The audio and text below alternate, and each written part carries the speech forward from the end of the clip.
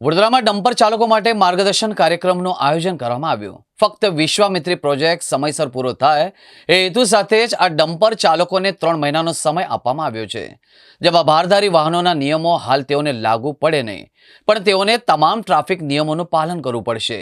Right સાઈડની lane ઉપર ગાડી હંકારવી પડશે, ચાલુ ગાડીએ ફોન ઉપાડવામાં આવે નહીં અને લાલ લીટી દસે ત્યારે ડમ્પરને ફરજિયાત ઊભું રહેવું પડશે।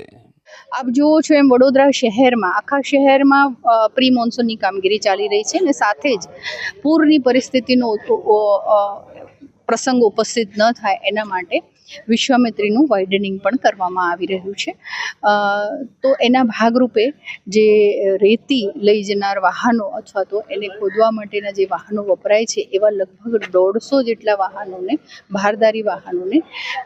જે સીપી સાહેબના જાહેરનામાથી પ્રતિબંધિત સમય છે શહેરમાં પ્રવેશ કરવાનો, એમાંથી મુક્તિ આપવામાં આવી છે, જેથી વીએમસીનું એ પ્રી મોન્સૂન કામગીરીમાં કોઈ અડચણ ન થાય। આટલા વિપુલ પ્રમાણમાં જ્યારે ભારદારી વાહનો શહેરમાં પ્રવેશ કરી રહ્યા છે ત્યારે આમ જનતાને એમનાથી કોઈ જોખમ ઊભું ન થાય એના માટે એવા ડ્રાઈવરોને સેન્સિટાઇઝ કરવા માટે કોન્ટ્રાક્ટરને તેમજ તમામ ડ્રાઈવરોને આજે અહીંયા બોલાવવામાં આવ્યા હતા અને એમને વાહન કઈ રીતે સેફલી વડોદરા શહેરમાં ચલાવે જેથી આમ જનતાને ઓછી તકલીફ થાય અથવા કોઈ નુકસાન ન થાય એનું એક માર્ગદર્શન અહીંયા આપવામાં આવ્યું।